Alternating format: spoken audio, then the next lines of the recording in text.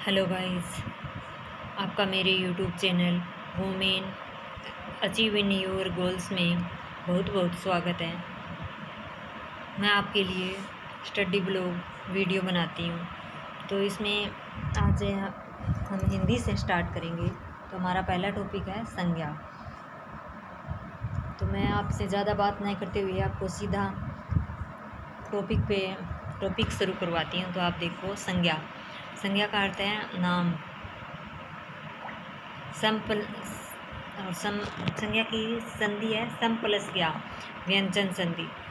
संज्ञा की संधि है सम प्लस ज्ञा व्यंजन संधि। समान, सम का अर्थ होता है समान, ज्ञा का अर्थ होता है जानना। संज्ञा के प्रकार कितने हैं?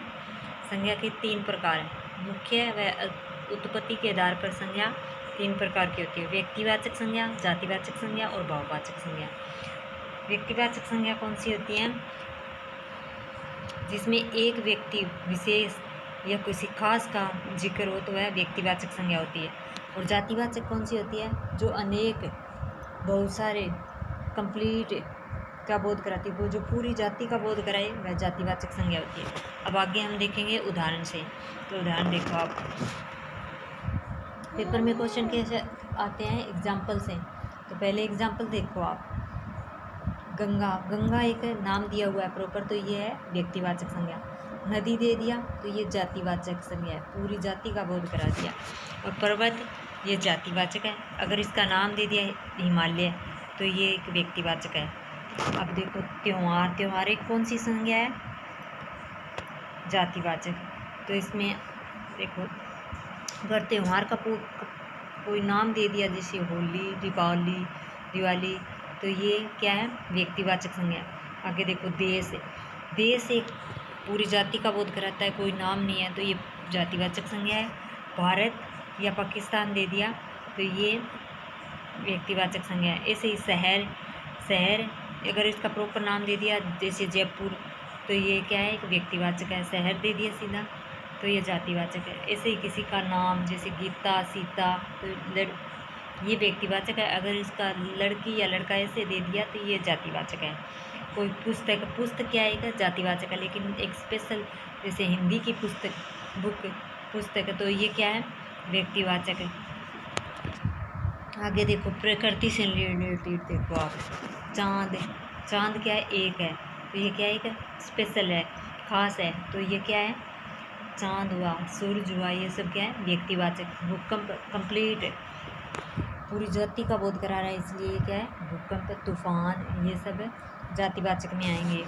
आगे जातिवाचक का अर्थ सार्थक होता है और अर्थ बदला भी नहीं जाता है। लेकिन व्यक्तिवाचक एक ऐसी संज्ञा होती है जिसका अर्थ सार्थक नहीं होता और इसका नाम बदला भी जा सकता है। जैसे नदी है, नदी तो नदी ही रहेगा, उसका कोई नाम तो चेंज नहीं कर सकते। तो ये अगर जैसे इसका नदी का एक स्पेशल नाम है गंगा, तो उसका हम नाम चेंज करके अलग भी रख सकते हैं। आगे पर्वत है तो उसका नाम प्रॉपर पर्वत ही रहेगा।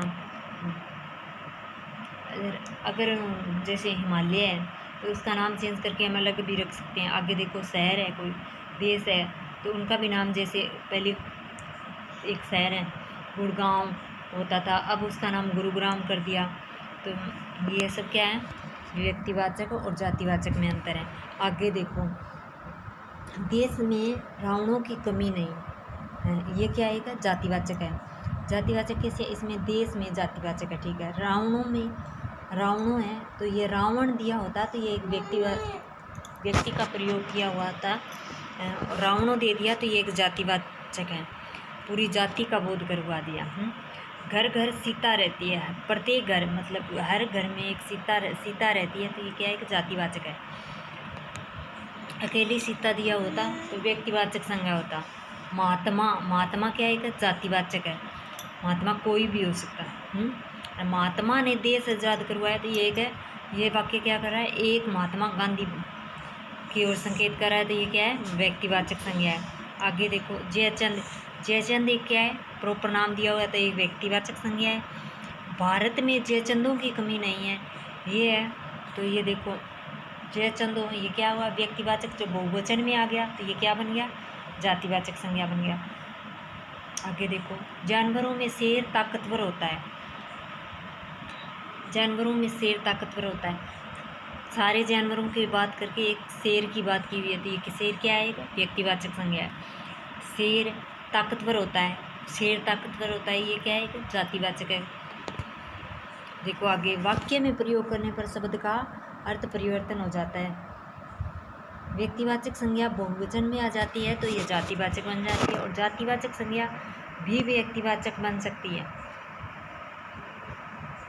आगे देखो, भाववाचक संज्ञा, इसे महसूस की जाती है। भाववाचक संज्ञा कौन सी होती है, जिसे महसूस किया जाता है, जैसे प्रेम, क्रोध, खुशी, मोह माया, हरियाली, मृत्यु, आत्मा, क्रूरता, दरिद्रता, दया, बचपन आदि। भाववाचक संज्ञा कितने प्रकार से बनती है, ये क्वेश्चन भी आती है पेपर में। तो संज्ञा से, सर्वनाम से, विशेषण से, क्रिया से, अवयव से। तो आगे देखो, संज्ञा से जातिवाचक संज्ञा से भाववाचक संज्ञा, नारी से नारीत्व, मानव से मानवता, मित्र से मित्रता। सर्वनाम से देखो भाववाचक संज्ञा कैसे बनती है, अपना से अपनापन, निज से निजत्व, मम से ममता। विशेषण से भाववाचक संज्ञा कैसे बनेगी, मीठा से मिठास, उदार से उदारता, सुंदर से सुंदरता। आगे देखो, क्रिया से, हंसना से हंसी, लड़ना से लड़ाई, सजना से सजावट।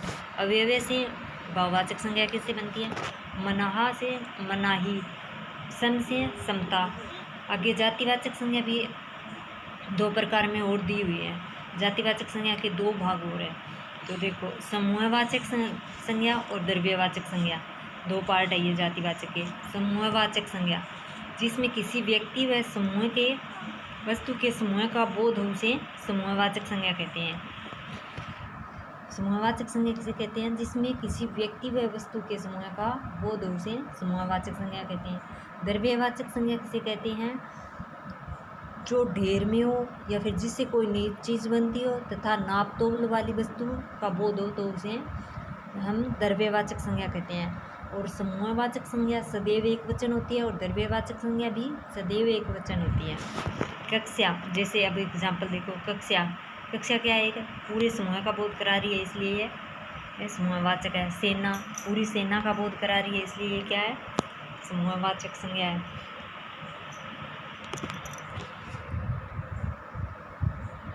आगे देखो, आर्मी क्या है, समूहवाचक संज्ञा है। सभा क्या है, समूहवाचक संज्ञा है।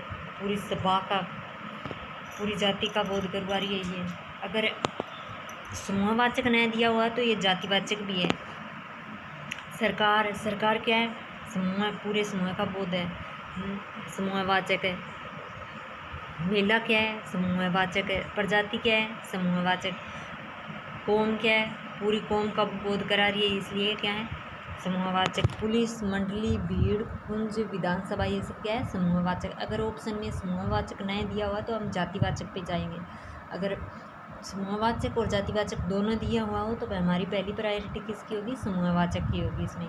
आगे देखो, ये द्रव्यवाचक के, जो ढेर में हो या फिर कोई नई चीज़ बनती हो जिससे कोई चीज़ बनाती हो तो ये सब क्या होती है, द्रव्यवाचक होती है। द्रव्यवाचक में तेल, हवा, सोना, चांदी, लकड़ी, मिट्टी, ऑक्सीजन, कोयला, दूध, सोना आदि होते हैं। ये भी सदैव एक वचन में होती है, इनका कभी बहुवचन नहीं होता है। और ये क्या है, अगर इसमें भी यही होता है कि अगर ऑप्शन पेपर में जब क्वेश्चन आते हैं तो उनके 4 ऑप्शन दिए होते हैं, तो उसमें अगर द्रव्यवाचक दिया हो तो पहले हमें पहली प्रायोरिटी किसको देनी है, हमें द्रव्यवाचक को देनी है। अगर द्रव्यवाचक नहीं दिया हो तो हम जातिवाचक पर जा सकते हैं। ये सब ऐसे ही होंगे, ठीक है। कल मैं आपको इनके क्वेश्चन आंसर करवा दूँगी। डेली हम ऐसे ही हिंदी के एक एक टॉपिक कंप्लीट करते जाएंगे। और अगर आपको मेरी वीडियो अच्छी लगे, पसंद आए तो इसे लाइक, शेयर और कमेंट करना और मेरे चैनल को सब्सक्राइब करना प्लीज़ ज़रूर। ओके।